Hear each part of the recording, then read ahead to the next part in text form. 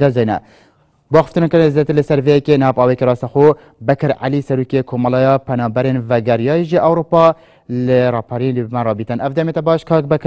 بكر وكو هاتي اخويا كرن كو لا كان خلق لا دريا ايجا كو خلقي رابارينن تا استا ديار ناموانو و چرنويسي اوان ديارنيا آيا چپ زانياريت لسر او هيا کاتی ئێوەش باش سەرەتا پرسە و سەرخۆش خۆمانە کۆمەڵی پەنابەرەگەڕاوەکانی ئەوروپا ڕاستی بنەماڵەی خوا خۆشبان دەکەین بەداخەوە بە پێو زانیارەیە کە لە بەردەستی کۆمەڵی پەنابەرەگەڕاوەکاندا هەیە 6 کەس لەو یەختەدا یاخودە و بەلەمەدا خنکاوە 16 کەسی دەڤەری ڕاپەڕینی تێدایە ئەو بە پێو زانیارەیە کە پێمان گەیشتووە 12یان خەڵکی ڕانیەنا 4یان خەڵکی قەڵاتزەنە بەڵام بەپێی زانیاری ڕاست و دروستی تەواو کە ئێستا لە بەردەستی ئێمەدا خانەوادەیەکی ناوشاری ڕانیە کە بە تەواو دروستی وەرمانگرتووە تەنها خۆی دەرچۆ لە خێزانەکەیدا خۆی هاوسەرەکەی دوو مناڵی براکەشی کۆچیان کردووە ئەوەکانی کەش ئێستا زانیاری تەواومان لە بەردەستدانیە کە چێنە یاخود چێنینە بەڵام بە دڵنیاییەوە 16 کەسی دەڤەری ڕاپەڕینی تێدایە. بله کاک بکر چند لشی او پنابرانه کو کوچی با اروپا کردوه چند لشیان دیاره و چند دیار نیه تر مکان بە پێو زانیاری لە بەردەستماندایە ئەو یەختەی یاخودە و بەلەمەی کە ئەو سەرنشینانەی هەڵگرتووە 80 کەسی هەڵگرتووە تەنها توانیویانە 15 کەس ڕزگارکەن. بله لەو کەسانە کە خنکاون ترمی چند کس دیاره و ترمی چند کس دیار نیه؟ وڵا تەرمی 16 هەموو تەرمەکان دیارە بەڵام ێساکەنێت لە ساردخانەکانی شوێنی هەڵگرتنی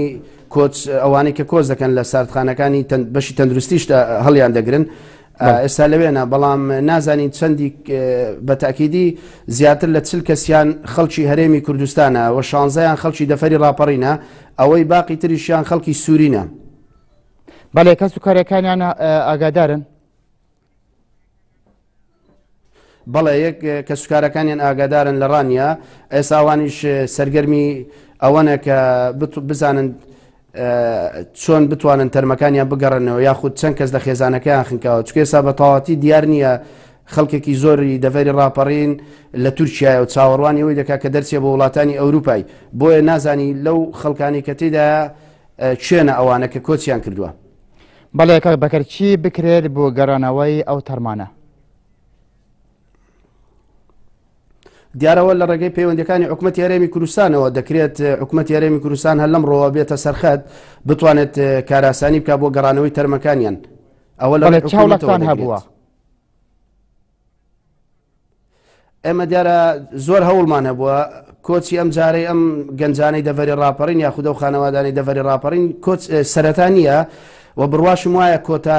کارەسات نابێت کۆچی بەلێشاو کە ئێستا وا دەستی پێکردووە پێم وانییە کۆتا بێت. ئێمە پێشتریش لەگەڵ پەیوەندەکانی دەرەوەی وڵات قسەمان کردووە لەگەڵ حکوومەت قسەمان کردو لەگە پەرلەمان قسەمان کردووە بەڵام بەداخەوە ئەوان هەروەکو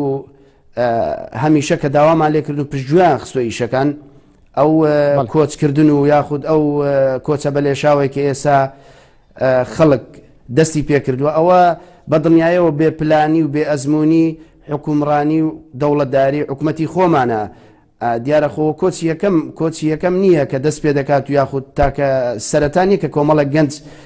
ئەو هەرێمەی لەو دەریای ئیجەدا دەخنچێن یاخود لە ڕێگا دەکوژرێن و بێسەر و شوێن دەبن.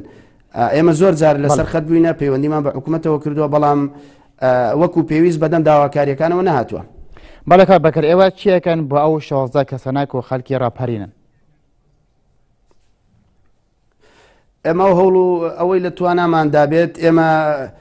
جوهد دەکەین لە ڕێگەی ڕێکخراوە نێودەوڵەتیەکانەوە لە ڕێگەی حکوومەتەوە بە زووترین کات بتوانین کە بچین بینە سەرخەت و بۆ ئەوەی بە ئاسانترین شێوە بتوانین تەرمەکانیان بگەڕێنینەوە و لە هەوڵیش داین بەڕاستی چیتر کۆچ بە لێشاو دەست پێ نەکا بەڵامەوە لە داست و لە توانای کۆمەڵی پەنابەراندا نییە ئەوە لە دەسەڵاتی حکوومەتی هەرێمی کوردستاندا حکوومەت دەبێت پلانی هەبێت بۆ کەمکردنەوەی ڕێژەی کۆچکردن لە هەرێمی کوردستان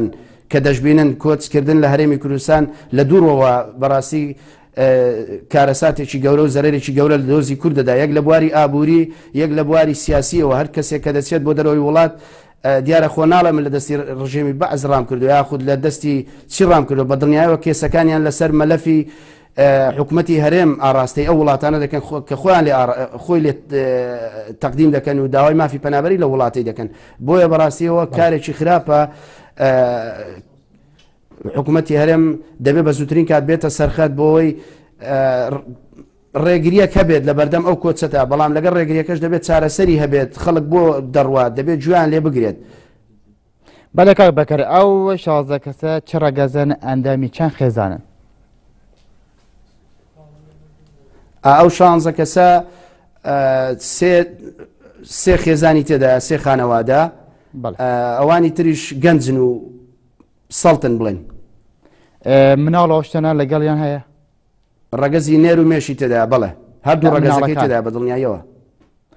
بەڵێ زرسپاس بۆ بەکر عەلی سەرۆکیە کۆمەڵەیە پەنابەرێن